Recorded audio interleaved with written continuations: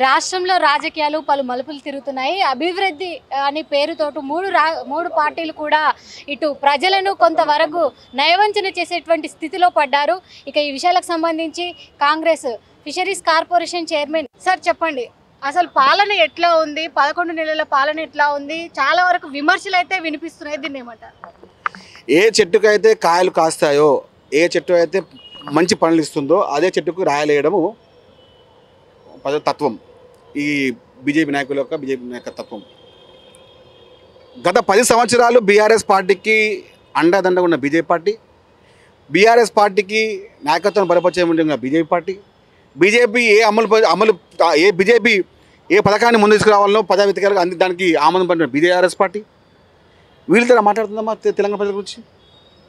తెలంగాణ ప్రజలను, తెలంగాణ అమరవీరుల కుటుంబాలను, తెలంగాణ కార్మికులను, తెలంగాణ కర్షకులను, తెలంగాణ యువకులను, తెలంగాణ నిరుద్యోగులను, ఉద్యోగులందరినీ ఎవరైనా ఇబ్బంది పెట్టిరా నాయన అంటే అది బీఆర్ఎస్ పార్టీ.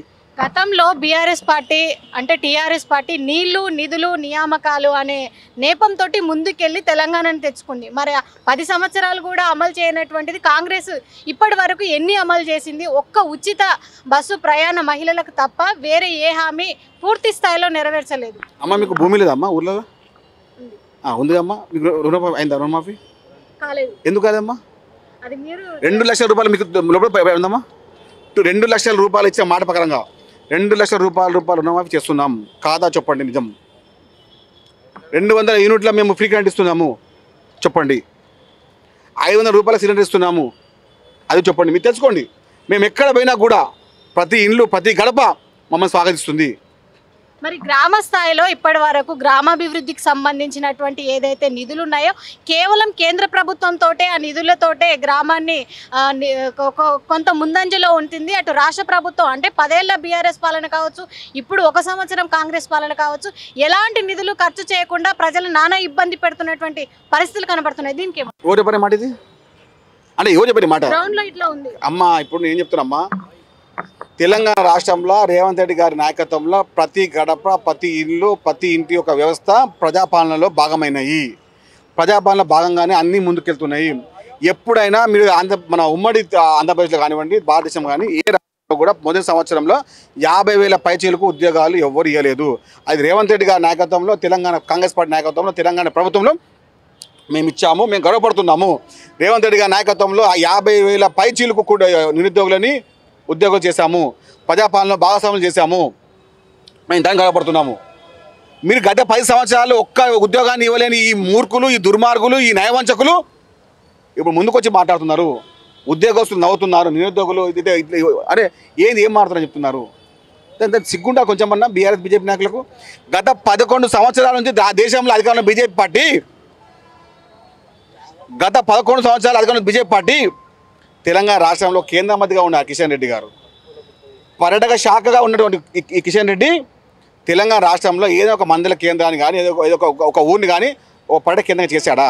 కాంగ్రెస్ పార్టీని బద్నాం చేయడానికే ఇలాంటి కుట్రలు కుతంత్రాలు పడినటువంటి బీజేపీ బీఆర్ఎస్ నాయకులని తెలంగాణ ప్రజలు ఎప్పుడో మర్చిపోయారు.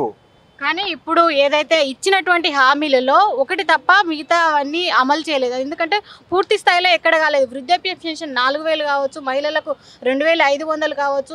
మీరు అన్నట్టు 500 సిలిండర్ గ్యాస్ అనేది అది కొంతమందికి మాత్రమే పరిమితమైంది. ఇంకొకటి ఏంటంటే కొత్త రేషన్ కార్డులు ఇప్పటి వరకు లేవు. ఈ విషయాల గురించి ఏం చెప్తారు? అమ్మ, ఫ్యామిలీ కార్డు ఇప్పటి నుంచి మీకు రేషన్ కార్డు ఉండదు, డిజిటల్ ఫ్యామిలీ కార్డు ఉంటుంది.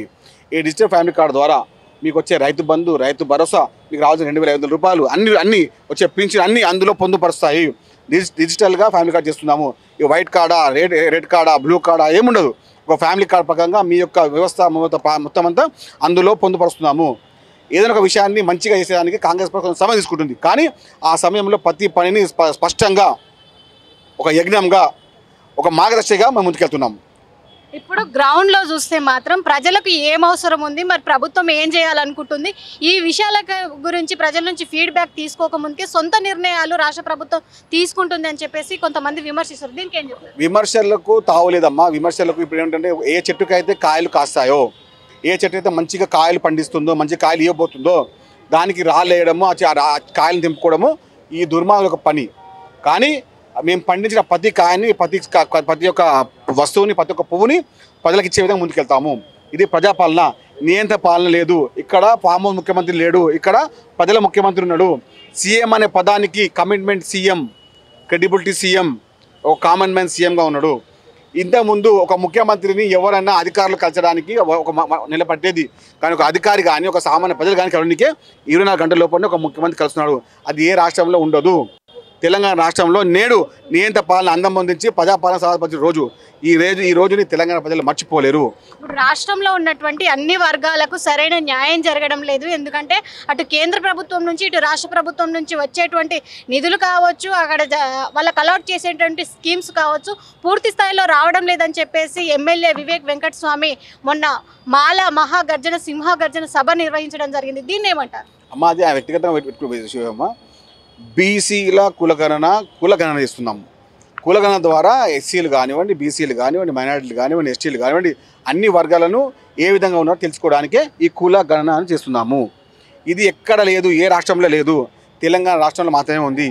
తెలంగాణ రాష్ట్రము ఇతర రాష్ట్రాలకు దిక్సూచిగా మార్గదర్శకంగా ఉండబోతున్నాము. తెలంగాణ రాష్ట్రంలో కులగణన చేయడం వల్ల భారతదేశంలో వచ్చే కాంగ్రెస్ పార్టీ ఎన్నికలకు కానివ్వండి, పార్లమెంట్ ఎన్నికలు కానీ ఎప్పుడు కాంగ్రెస్ పార్టీ దేశంలో వస్తుందో ప్రతి రాష్ట్రంలో కులగణన చేసే విధంగా ముందుకెళ్తున్నాము. కులగణనను కాంగ్రెస్ పార్టీలో ఉన్నటువంటి కొంతమంది కీలక నేతలే వ్యతిరేకిస్తున్నారు. ఎందుకంటే కులగణన చేయడం ద్వారా నష్టపోయేదే ఎక్కువ అని చెప్పేసి, రిజర్వేషన్లు రద్దు చేస్తామని చెప్పేసి గత కొంతకాలంగా ఈ మాట వినిపిస్తుంది. దానికి మేము ఒప్పుకోము అని చెప్పేసి కొంతమంది అంటున్నారు. రిజర్వేషన్లు ఇచ్చేదే కాంగ్రెస్ పార్టీ అమ్మ, ఇచ్చిందే కాంగ్రెస్ పార్టీ. రిజర్వేషన్లు కాపాడేది కాంగ్రెస్ పార్టీ, రిజర్వేషన్ అమలు చేసేది కాంగ్రెస్.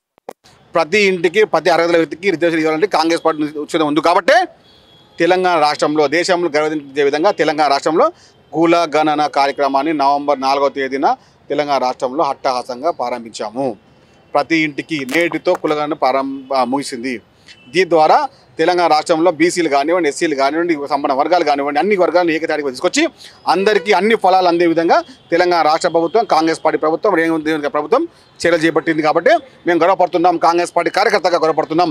కానీ ఎంతమంది వ్యవసాయాలు చేసినా, ఎన్ని అబద్ధాలు మాట్లాడినా తెలంగాణ రాష్ట్ర ప్రజలకు 6 గ్యారెంటీ ఇచ్చే విధంగా కాంగ్రెస్ పార్టీ ముందుకెళ్తుంది. ఏ దుర్మార్గానికి కానివ్వండి, బీజేపీ చేసినా కానీ, ఏ ఆలోచన చేసిన బీఆర్ఎస్ కానీ తెలంగాణ రాష్ట్ర ప్రజలు శ్రమించరు. ఎన్ని మాటలు మేము మాట్లాడాలి కానివ్వండి, తెలంగాణ రాష్ట్రంలో కాంగ్రెస్ పార్టీ 50,000 పైచీలకు ఉద్యోగాలు ఇచ్చింది. తెలంగాణ రాష్ట్రంలో కాంగ్రెస్ పార్టీ 2,200 యూనిట్లు విద్యుత్ ఇస్తుంది. అదేవిధంగా 5,000 రూపాయల గ్యాస్ సిలిండర్ ఇస్తుంది. అదేవిధంగా 21,000 రూపాయలుగా రుణమాఫీ చేసింది. కాంగ్రెస్ పార్టీ కార్యకర్తగా కనపడుతున్నాము. కాంగ్రెస్ పార్టీ ఇచ్చిన 6 గ్యారెంటీ నెరవేరుస్తాము. మేము అప్పుడు మాట్లాడము. గత 11 సంవత్సరాలు బీజేపీ చేసిన మాట చెప్పండి. ఛార్జ్షీట్ మేము ఇస్తాం మీ పైన. ఇప్పుడున్న ముఖ్యమంత్రి రేవంత్ రెడ్డి, అదేవిధంగా మాజీ మంత్రి అయినటువంటి కేటీఆర్ ఇద్దరు కూడా బీజేపీకి తొత్తులుగా మారిపోయారు. ఎందుకంటే గతంలో ఓటుకు నోటు కేసు కావచ్చు, అదేవిధంగా టీఎస్పీఎస్సీ పేపర్ లీకేజ్ కావచ్చు, ఫోన్ ట్యాపింగ్ విషయంలో కావచ్చు, బీజేపీకి తొత్తులుగా మారారని చెప్పేసి కొన్ని విమర్శలు వస్తున్నాయి. దీనికి ఏమంటారు? మా బీజేపీని బీఆర్ఎస్ని బొందబెట్టే రేవంత్ రెడ్డి గారు తెలంగాణ రాష్ట్రంలో కాంగ్రెస్ పార్టీ జనగేసిండు.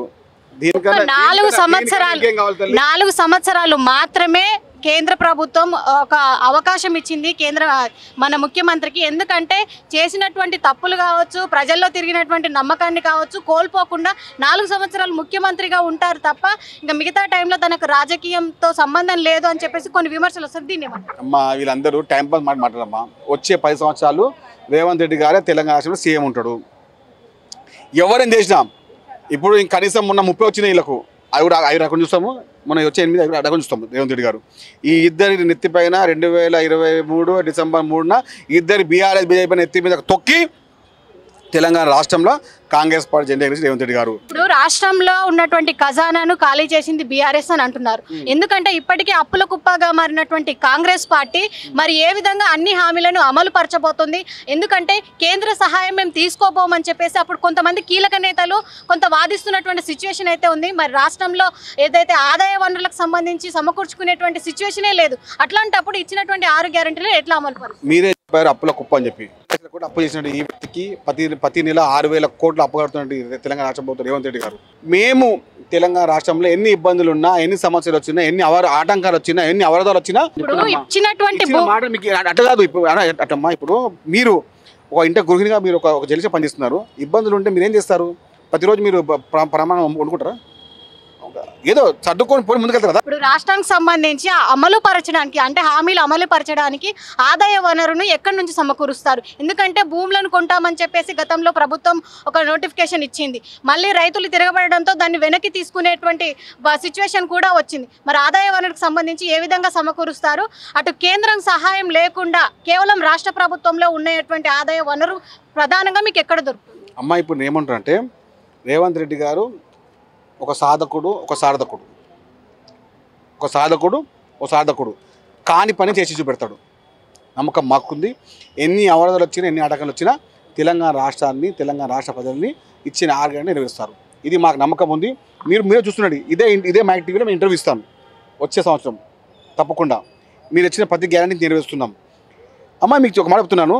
గత ప్రభుత్వంలో ఎప్పుడైనా కానీ ఈ వ్యవస్థలో కానివ్వండి ఆ వ్యవస్థలో కానివ్వండి మీకు తేడా కనిపిస్తుందమ్మా? ప్రజాపాలనలో మేము అందరము ప్రజల ముఖ్యమంత్రిని కలుస్తూ ఉన్నారు, సమస్యలు చెప్పుకుంటూ ఉన్నారు, సమస్యలను నెరవేర్చే విధంగా ముందుకు వెళ్తూ ఉన్నాము. ఇబ్బందులు ఉన్నాయి.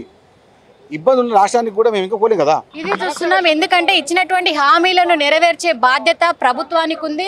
ఎందుకంటే కేంద్రం కూడా నిధులు ఇవ్వడంలో మొండి చేయి చూపుతుంది. రాష్ట్రంలో వచ్చేటువంటి ఏదైతే కంపెనీస్ కావచ్చు, ఇండస్ట్రియల్స్ సంబంధించి కావచ్చు, వీటిని కూడా అంటే రైతుల నుంచి తీసుకునేటువంటి భూమిని వెనక్కి తీసుకునే యోచనలు అయితే ఆల్రెడీ కాంగ్రెస్ ప్రభుత్వం ఉంది. ప్రజలకు ఇచ్చినటువంటి నమ్మకాన్ని మేము ఎప్పుడు వమ్ము చేయమంటున్నారు ఫిషరీస్ కార్పొరేషన్ చైర్మన్ మెట్టు సాయి.